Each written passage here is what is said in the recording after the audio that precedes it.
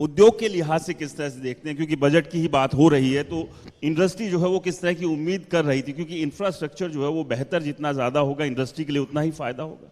देखिए, सबसे पहले तो मैं इंडिया न्यूज़ का फरीदाबाद शाइनिंग कॉन्क्लेव आयोजन करने के लिए धन्यवाद करता हूँ। शुक्रिया।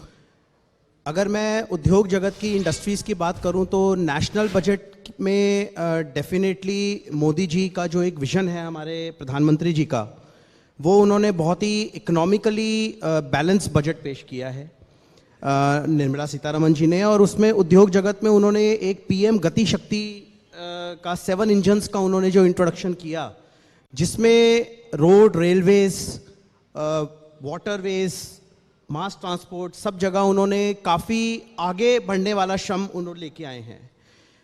एमएसएमईज़ की अगर मैं स्पेशली बात करूं तो उन्होंने उद्यम और ई श्रम जैसे पोर्टल्स को लिंक करने की बात करी है।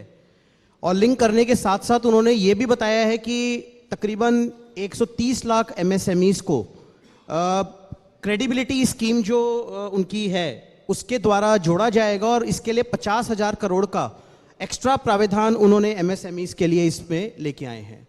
तो ओवरऑल अगर मैं बात करूं तो नेशनली बजट उद्योगों के लिए काफ़ी अच्छा है।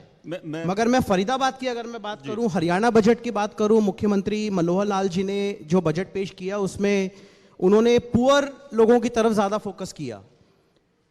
हम अगर उद्योग की बात करें तो उद्योग में टोटल 1,77,00,000 करोड़ का बजट मनोहर लाल जी ने पेश किया। मैं मान के चल रहा हूं कि 39.2% जीडीपी कंट्रीब्यूट करता है एमएसएमई सेक्टर, और उस लिहाज से 598 करोड़ रुपए इंडस्ट्रीज को मनोहर लाल जी ने इस बजट में दिया है।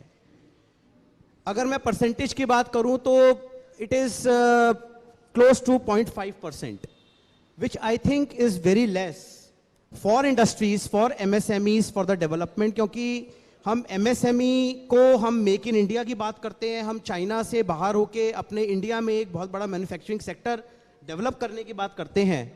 तो उस पॉइंट ऑफ व्यू से मुझे लगता है कि थोड़ा और बजट अगर हम MSMEs को अगर हरियाणा सरकार देती, इंफ्रास्ट्रक्चर के लिए और पैसा अगर देती, तो शायद उद्योग जगत के लिए और बेहतरीन होता और फायदेमंद होता।